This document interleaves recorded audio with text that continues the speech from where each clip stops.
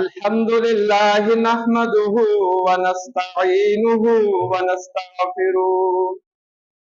ونعوذ بالله من شرور أنفسنا ومن سيئات أعمالنا من يهده الله فلا مضل له ومن يضلله فلا هادي له وأشهد أن لا إله إلا الله وحده لا شريك له أشهد أن محمدا عبده ورسوله أما بعد فأعوذ بالله من الشيطان الرجيم بسم الله الرحمن الرحيم وقضى ربك ألا تعبدوا إلا إياه وبالوالدين إحسانا إما يبلغن عندك الكبر أحدهما أو كلاهما فلا تقل لهما أف ولا تنهرهما وقل لهما قولا كريما إن الله وملائكته يصلون على النبي يا أيها الذين آمنوا صلوا عليه وسلموا تسليما اللهم صل على محمد وعلى آل محمد كما صليت على إبراهيم وعلى آل إبراهيم إنك حميد مجيد اللهم بارك على محمد وعلى آل محمد كما باركت على إبراهيم وعلى آل إبراهيم إنك حميد مجيد محترم مسلمانان ورونو دنیا کې ما او تا ژوند او زندگی تیرو زمونږ استاد په یو بل باندې حقوق دي اول حقوق په دوه قسم دي چې یو ته ویل شي حقوق الله او دویم ته ویل شي حقوق العباد یو زمونږ عمل چې مونږ کوو یا به د الله حق وي او دغه رنګې د هغې سره تړلې به د مونږ بعضې کارونه او بعضې حقونه مونږ باندې به د بندګانو وي الله تعالی مونږ او تاسو په مخ د ځمکه پیدا کړو د آدم علیه السلام نه الله تعالی دنیا جوړه کړل او انسانان یې پیدا کړل نو د یو انسان په بل انسان باندې حق کېښودو چې تاسو به په مخ د ځمکه د یو بل د حقوقو خیال ساتئ پلار به د بچو د حقوقو خیال ساتي او بچي به د پلار د حقوقو خیال ساتي ښځه به د خاوند د حقوقو خیال ساتي او خاوند به د ښځې د حقوقو خیال ساتي دغه رنګې ګاونډیان به د یو بل د حقوقو خیال ساتي نو ژوند به دوی چې کم تیری دا به د الله د قانون مطابق وي او که چېرې دوی د یو بل د حقوقو خیال نه ساتي په دې کې مطلب داسې به ووایو چې یو کس د الله د حقوقو خیال ساتي خو ورسره د حقوق العباد د ده چې څومره دي د هغې خیال نه ساتي نو د ده زندګۍ کې چې کوم دین دی دا نیمګړی دی الله ته به هغه خوښ وي چې دی د دواړو خیال ساتي دی د الله تعالی د حقوقو هم خیال ساتي او ورسره د بندګانو د حقوقو هم خیال ساتي نو دغه به الله تعالی ته ډېر خوښ وي خبرې خو ډېرې دي په شروع به د دې ځای نه وکړو چې الله تعالی قرآن مجید کې ویلي دي وقضا ربک الا تعبدوا الا ایاه په مخ د ځمکه باندې د ټولو انسانانو نه اولنۍ مطالبه چې د الله تعالی ده نو د ټولو انسانانو نه دا ده چې ګورې زه یوازې یمه یو یمه ما سره په ذات او په صفات او په خدایۍ کې څوک شریک نشته خو څوک هم داسې کوي چې ما سره په ذات او په صفات کې څوک شریک جوړوي نو دې ته مشرک ویلی شي الله تعالی وایي انسانانو ټولو ته به بښنه وکړمه خو یو مشرک داسې کس دی چې دغه انسان ته زه چرم بښنه نه کومه چې د توبه نه وباسم نو د ټولو انسانانو نه لومړۍ مطالبه دا ده چې ایمان او عقیده چې تاسو ساتئ نو په یو الله به ساتئ د الله تعالی سره به څوک شریک نه جوړوي خو د یو کس دا عقیده وي چې زما رازق زما دکان دی او د الله باندې نه وي دې ته شرک ویلی شي ستا دکان او ستا پټۍ او ستا ملازم توب دا ستا دپاره یو اسباب او یو ذریعه دي خو ستا یقین او عقیده به د الله په ذات. نو الله تعالی د ټولو نه لومړی مطالبه کوي چې تاسو به څه کوئ؟ زما سره څوک شریک نه جوړوئ. زه یوازې یمه، خدایه په ذات کې ما سره څوک شریک نشته، نه ماله خوب راځي، نه ستړی کېږم، او دغه رنګې چې ده نو که تاسو په زړه کې یو خبره کوئ نو زه په هغې پوهېږم، او نه داسې بل اله شته په مخ د ځمکه چې زما مقابله وکړي. خو د خپل حق سره سره دویم نمبر حق چې وتړو نو الله تعالی وی وبالوالدین احسانا، د مور او پلار سره څه کوئ؟ احسان کوئ. د مور او پلار چې د یو کس دي نو دا ذریعه د ده د پیدایش ده چې د دې مور او پلار په وجه باندې دا کس دنیا ته راغلی دی، او بیا سوچ وکړي او دا سوچ د ده راشي، خو چې کله د انسان خپل اولاد پیدا شي، خپل بچی پیدا شي، چې واقعي زما د مور او پلار ما سره څومره مینه کړې ده، ما سره څومره محبت کړی دی، او زما د خاطرې څومره سختې برداشت کړي دي، چې خپلو بچو ته ګوري او خپل اولاد ته ګوري او هغوی سره کومه مینه کوي، نو داسې مینه تاسو هم مور او پلار کړې ده. نو حق یې ډېر دی. الله تعالی د خپل خبرې سره دویم نمبر خبره وکړله، ویسې وي وبالوالدین احسانا، چې د مور او پلار سره احسان کوي. ولې مخکې رکوع کې د عذابونو ذکر و، نو الله وی که چېرې تاسو د عذاب نه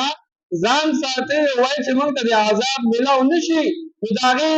طریقې او خولې چې تاسو له څه کول پکار دي. لکه څنګه چې یو کس معلوموي چې یاره زما به فایده څه کې وي، زما به نقصان څه کې وي، د هغې متعلق علم حاصلوي. نو الله تعالی مخکې وي چې عذابونه دي او جهنم مې تیار کړی دی د بندګانو دپاره، ورته بیا وفرمیل چې کوم خلک د دې کارونه نه کوي او دا کارونه کوي، نو دې خلکو له به عذاب نه ورکوي. لومبۍ خبره کوي وقضى ربك الا تعبدوا الا اياه، چې الله سره څوک شریک مه جوړوه. دویم نمبر خبره الله تعالی ورپسې کوي وبالوالدین احسانا، د مور او پلار سره احسان کوه. او ورپسې مخکې آیت کریمه کې وایي اما یبلغن عندك الکبر احدهما او کلاهما فلا تقل لهما اف ولا تنهرهما وقل لهما قولا کریما. که چېرې دا دواړه یا دواړو کې یو د بوډاوالي ته ورسېدو، نو د دوی مخکې خپلې وزرې ښکته کړه د رحم دپاره. د دوی په مخ کې که چېرې ده تا ته یو وینا وکړه نو وهل او ټکول او کنځل خو وروستو خبره ده، صرف چې ته وایې تا ته پلار او مور د یو کار ووایي، ته وایې نه ما ته دې وویل زه به کومه. الله تعالی وایي دا اوف هم د دوی مخکې مه وباسئ، زه په خفه کېږم. بل ځای کې رسول الله وایي که څوک الله خوشحالول غواړي هغه د خپل پلار خوشحاله کړي. په بل حدیث کې رسول الله وایي چې د مور د خپو د لاندې جنت دی.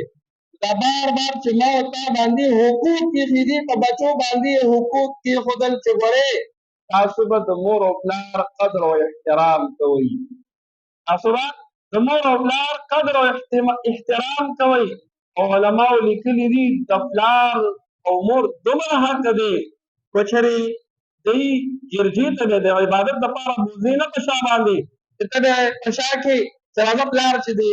عبادت خانې ته دې بوځم چې هلته د بت عبادت وکړي، خو که چېرې ستا پلار تللی دی او راتلی نه شي نو د بچي باندې دا حق دی چې ته ورپسې اوس لاړ شه او کور ته راوله. نو خبره مې دا کوله چې په بچو باندې د مور او پلار حق دی، نو دغه رنګې د پلار او مور په بچو هم حق دی. هغه به انشاءالله بلې موضوع کې وایو. نو د بچو څه حقوق دي او د یو وړه غونته کې واقعه چې مور او پلار څومره رحمدله وي د خپلو بچو دپاره، مور او پلار څومره رحمدله وي. لکه مثال حدیثو کې راځي د الله تعالی د رحم په باره کې، خو په هغې کې دومره پته ولګي چې یو بچی د کوره خفه شي او دی لاړ شي وتښتي د چرته، او هلکانې داسې خبره نن سبا نه اخلي، که دوه خبرې پلار سختې کوي نو هغه کور پرېږدي، او یا چې ته تښتي. نو که چېرې دا بچی غلطي هم د ده وي او بیا مور پلار والا زورونه ورکړي خو څه زورونه به ورکوي دا کوه دا مه کوه دې کې د نقصان دی او دې کې د فایده ده. بچی کور پرېږدي او وتښتي او مور ته څومره تکلیف میلاویږي چې زما بچی به څنګه وي او کوم ځای کې به وي او ډوډۍ به یې خوړلې وي او که به یې نه وي خوړلې هغه ته دا پته نه لګي چې ما پسې به وروسته مور او پلار که پلار او مور ما له سره سختي وکړله او یا یې راته سخته خبره وکړله نو دا زما د ښې دپاره ده وکړه چې دی زما دنیا کې زما نقصان کېده نو ځکه یې راته ووایي نو هغه به بېغمه ناسي خو دې خوا به د مور او پلار د زړه نه به یو خدای خبرې چې په دې به څه تېرېږي او بیا هغه حدیث کې وایي چې کله دا بچی لاړ شي او دې کور پرېږدي او دې ستومانه شي او سوچ یې راشي چې واقعي دا خو ما هر څه پرېښودل ما خو خپل جنت په کور کې پرېښودو او دې واپس راشي ستومانه شي او دې ور وټکوي او دې ور وټکوي او مور ورته وایي څوک او دې وایي پلانکې نو هغه ډایرک ور کولو کړي او زر یې راجوف کړي او ښکلې کړي او وله چای وله اوبه دا دا دا او دې دا تپوس ترې نه کوي چې ولې ورګه ګور به در سره چې ته تلې ولې نو مور او پلار د بچي سره ور دومره محبت کوي. او بیا ابو هريره رضی الله عنه مور چې دې مسلمان شو مور چې دې اسلام قبول کړی نه و نو هر وخت به د خپل مور سره په کور کې چې دې جګړې به وي مور به ورته وي نه نه دا دین به نه قبلې دا اسلام به نه قبلې تا ولې خپل دین پرېښوده دی خو دې دا نه وایي مور ته چې زه خپل کار کوه زما خپل دین او زما خپل قبر او ستا خپل قبر او نه نه ستا خبره سره نه منم او بس زه کور ته نه راځم زه به په جومات کې ناست یم مور یې رټي ټکوي یې وهي یې او بیا هم دې مینه ته ظاهري کې خیر دی مورې بس یې به ستا خدمت به کومه ستا هر څه به کومه بس ما اسلام قبول کړی دی نو زه د رسول الله سره ناست یم ما ته څه نه وایي نو مینه ته ظاهري کوي اخر کې مور بیا هم نه مني په دې کې وخت تېرېده او هر وخت یې دی وهم خو برداشت به یې کوي نه زما مور دی په ما حق دی په ما باندې د خپل مور حق ته زه دا نه شم کولی چې زه دې ته لاس واچوم او یو موقع باندې او پر ابو هريره رضی الله تعالی عنہ کوچې ماشوم سړی نه و مشر و سپین ږیری و نو دی را روان دی او مور ورپسې زوبانه راغستی دی دی مخکې ورپسې ده نو رسول الله صلی الله علیه وسلم مجلس کې صحابه هم ناست دي او ابو هريره رضی الله عنه په منډه راغی لکه رسول الله ورته ویل لکه ابو هريره ولې دا منډه ولې یا رسول الله زما د مور نه خو دعا وکړه که نه زه سخت تکلیف کې یم مور مې ده څه ویلی شم نه په ما حق دی خو ما ته ډېر تکلیف را رسوي دا وګوره ابو هريره رضی الله عنه فرمایي ما پسې شاته را روانه ده دانګې راپسې راغستې ده وایي مې چې دا دین مه قبلوه یا رسول الله یو درخواست ته کوم زما د مور لپاره دعا وکړه ته خو رحمت للعالمین زما د مور لپاره دعا وکړه چې الله ایمان نصیب کړي پیغمبر علیه الصلاة والسلام خو د الله خوښ بنده پیغمبر لاس یې اوچت کړ یا الله د ابو هريره مور ته دعا اسلام قبول اسلام ورته نصیب کړي هدایت ورته نصیب کړي ابو هريره رضی الله عنه مور راغلې وه د ده وهلو پسې او هغه وخت کې خو له فردي حکم نه و راغلی جومات کې راښکاره شوه رسول الله صلی الله علیه وسلم ورته فرمایي پلانکې څه مسله ده د څه لپاره راغلی دې ته خو پته چې دا ده پسې راغله یا رسول الله اسلام قبولولو له راغلی یم الله تعالی یې په زړه په لاره کې د زړه دنیا بدله کړله نو علماو لیکلي دي که چېرې ابو هريره رضی الله تعالی عنه دې سره نرمي نه کولې که چېرې ابو هريره رضی الله تعالی عنه دې ته لاس اچولې دې ته تکلیف رسولې دې یې وهلې دې ته خبرې کولې الله تعالی به دې ته ایمان نه نصیب کړی دا خو د هغه دعا وه د هغه ګزاره وه د هغه اسلام باندې چلېدلو چې په اسلام کې د مور او پلار حق دی نو زه به په دې چلېږم الله تعالی څه وکړل لږې سختې تېرې کړې برداشت یې وکړو الله تعالی د ده د وجې د ده د مور ته ایمان نصیب او بل حسن بصري رحمه الله یو ډېر لوی محدث تېر شوی دی نو او تېر هم و موږ تاسو به د هغه نومونه اورېدلي وي نو حسن بصري رحمه الله فرمایي وایي د ده یو مریده وه ښځه وه خاوند یې وفات شو د هغې یو زوی و نو هغه څه و هغه به نوکرانو سره ګرځېدو مال دی چې دنه ضایع کوو فضول تماشې دي او شرابونه دي او څه دي نو کله به څه وکړل مور پلار سره د خپلو بچو غم وي چې د دې نافرمانه نه شي نو دا به لاړه او حسن بصري رحمه الله ته به یې څه وي تاسو زمونږ کور موږ روټۍ کړې ده لږ راشئ نو دی به یې راوغوښته نو څه به وکړل پرده کې به ناسته وه زما دې بچي ته نصیحت وکړه ډېر نافرمانه دی زما خیال نه ساتي پیسې ملوزي نشې او تماشو کې اخته دی نه دین پېژني نه مونځ پېژني نه قرآن پېژني تاسو د دې لږ نصیحت وکړئ نو هغه به ورته نصیحت وکړو نو یو څو ورځې به سم و بیا به خراب شو کله به ځان سره لاس نیولې بوته راځه چې د حسن بصري رحم الله مجلس ته دې بوځمه نو په زور به بوت هلته به کېنو هغه ته به ته لږ نصیحت وکړه کله به هغه راغوښته کله به دې بوته په دې کې دې بیا هم لږ ورځې به سم و بیا نه سمېدو اخر کې حسن بصري دا کس چې کوم و دا نافرمانه بیمار شو ډېر زیات بیمار شو نو دا مور یې مجبوره وه او د مور او پلار د بچو سره مینه هم ډېره نو دا لاړه او پوه شوه چې دی خو اوس مړي نو حسن بصري رحم الله ته وایي راشه زما دی مري خیر دې لږ اخیو منت درته کومه زما استاد یې دته لږ غونته کې نصیحت وکړه او اخر کې دې توبه وباسي چې ته نو راشه نصیحت درته کومه زما استاد یې لږ راشه او هغه مري حسن بصري رحم الله ورته غوسه شو نه درځمه نه درځم ولې دې خو ما له نه پوښ کو زه روزانه دته لګیا دې سره زما خبره مني نه وایي درتلل خو څه کوې درتلل خو څه کوې زه کو مړم شه جنازه هم پرې نه کوم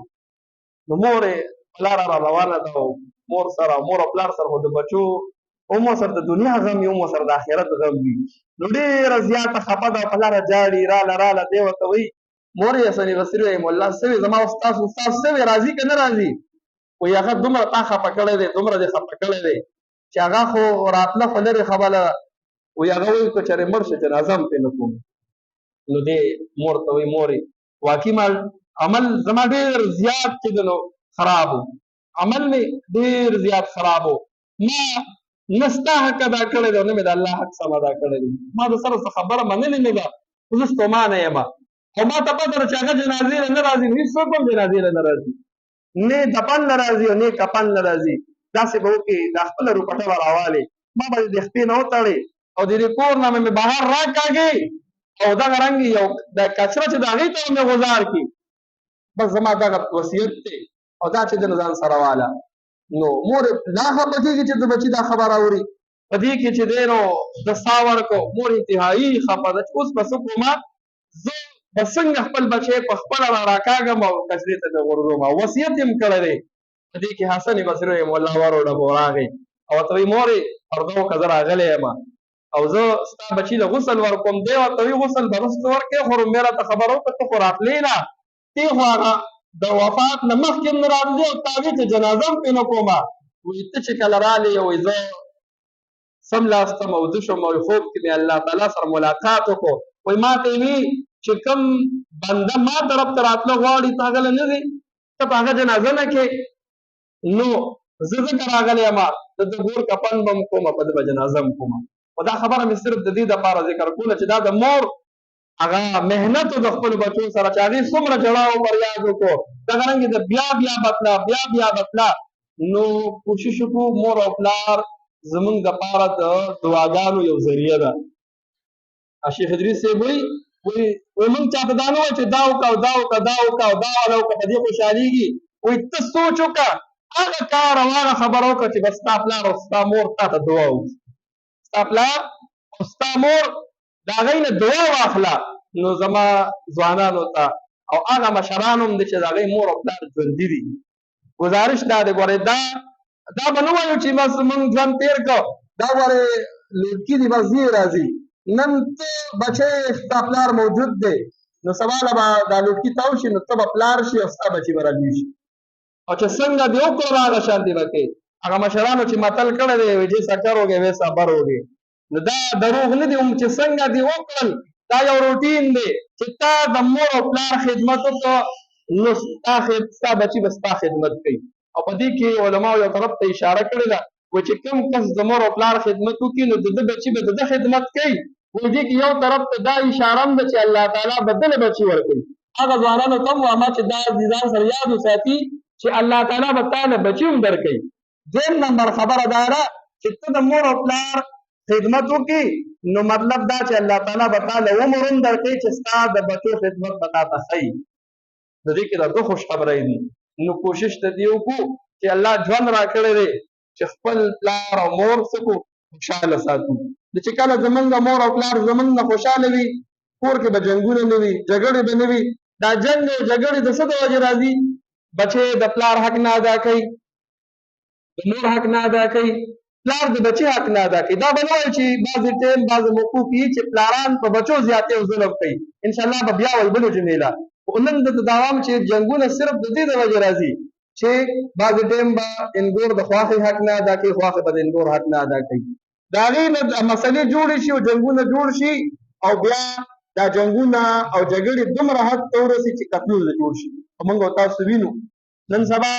هر کور کې وسله پرته ده، هر چاله هر بچي له موږ وسله ورکړې ده چې ځان سره په ګناټي واچوه او ګرځه. ولې بعضې پکې وایي دا به ځان سره ګرځو، دا خلک به له ښکته ساتو. که چېرې دا موږ نه وایو نو دا خلک راباندې خوند اخلي. نو څه وشي لږ وخت پس وله ورکړي نو هغه ته لوی کار وکړي چې بیا پاتېږي نه. نو یو د دې نه لږ احتراز وکړو، دا شی سایډ ته کړو چې څومره د چا سره مینه وي نو الله به ورته د غاړې کوي. نو الله دې موږ ته دا نه د غاړې کوي. وګورو موږ تاسو څومره ظلم او زیاتي بعضو موقعو کې شروع دي. بل په سلیم خان کې رواره لګېدلې ده، دوه ترونه یې ویشتي په څه باندې؟ هولا به د بټي ویشتي وي. نو په کار بعضې موقعو کې داسې ووي چې دا کم کس مړ شي که نه، نو دی دا بل دې ته تیار کړي چې دی یې ولیدي. نو ولې داسې کوو چې پوهېږو دا چې دا زما حق نه دی او دا زموږ مطلب زما حق نه دی، نه د الله ماله راکړی دی نه دې بل راکړی دی. نو زه ولې دا بل دې ته تیاروم چې هغه ما وویني؟ نو چې په خپله حصه باندې او په خپل حق صبر کوو که نه او خپله غلطي منو چې دا زما غلطي ده، خیر دی بس زه به صبر وکړم، نو بیا به جنګونه او جګړې نه وي. نو بعضو موقعو کې دا جنګونه او جګړې دا موږ ځان ته په خپله جوړې کړو. نو الله دې وکړي داسې چې موږ په دین باندې چلیږو. الله دې زموږ کې د مور او پلار د خدمت جذبه پیدا کړي او مور او پلار نه دې الله تعالی دا توفیق ورکړي چې دوی د خپلو اولادو صحیح نگراني وکړي. انشاءالله الله تعالی به زموږ په دین په کورونو کې زموږ په ژوند کې خیر او برکت راولي. الله دې د عمل کولو توفیق را نصیب کړي. واخر دعوانا الحمدلله رب العالمین.